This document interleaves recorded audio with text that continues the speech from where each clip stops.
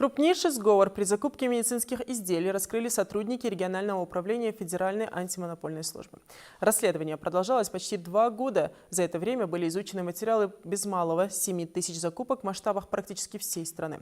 По словам специалистов надзорного ведомства, используя правила «третий лишний» и имитируя конкуренцию, участники сговора добивались отклонения заявок остальных участников торгов, а госконтракты распределяли между собой.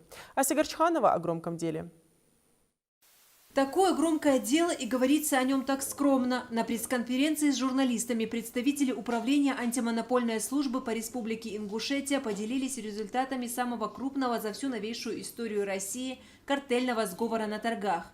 Расследование длилось на протяжении 2 лет. В результате рассмотренного нами дела могу рассказать только лишь о нескольких цифрах. Они являются феноменальными для этого вида сговора. Это около 7 тысяч закупков. Это 9 миллиардов рублей. Дело мы расследовали почти 2 года. Было проанализировано более 160 тысяч файлов. Сумма сговора, как я уже сказал, была около 9 миллиардов рублей. Решение о нарушении написано на 1039 листах. Дело состоит из более чем 20 томов.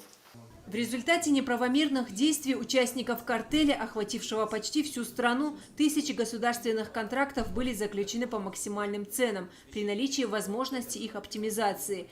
Эти действия участников торгов могли привести к необоснованному росту цен на медицинские изделия, вследствие чего объем закупаемой продукции медицинскими учреждениями для оказания медуслуг гражданам мог сократиться. В ходе осуществления выездной проверки в городе Илец, это завод по производству медицинских изделий, инспекции управления в тендерном отделе указанного лица были обнаружены электронные подписи участников торгов. У нас участники торгов, они зарегистрированы в разных регионах. Однако, подтверждая факты наличия сговора, все 4 электронные подписи найдены в руках одного хозяйствующего субъекта. В результате сговора были заключены тысячи государственных контрактов на закупку инъекционных игл, одноразовых шприцов и систем для переливания крови по максимальным ценам при наличии возможности их оптимизации. Если бы участники торгов действовали в рамках закона, то у каждого из участников, у каждого хозяйствующего субъекта должен быть свой журнал исходящей корреспонденции.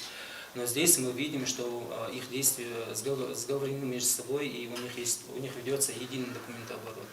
УФАС проводила внеплановые выездные проверки хозяйствующих субъектов, заключивших антиконкурентные соглашения, при поддержке правоохранительных органов, поскольку проверяемые лица препятствовали сотрудникам ведомства в проведении проверок. При осуществлении выездной проверки уже там, в городе Илец, в помещении тендерного отдела, мы обнаружили настоящий лист, в котором мы видим, что Wi-Fi пароль общий МПК Илец был раздан всем участникам картеля, то есть у них был доступ к одному точку Wi-Fi. Это объясняет тот факт, что все участники картеля заявки подают с одного IP-адреса.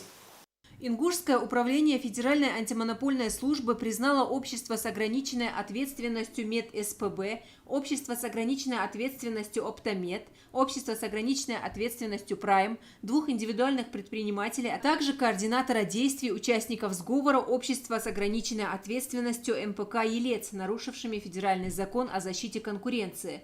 Компаниям грозят административные штрафы, материалы дела будут переданы в правоохранительные органы. Ася Горчханова, Тимур Карахоев, Илес Катиев. Вести Ингушетия.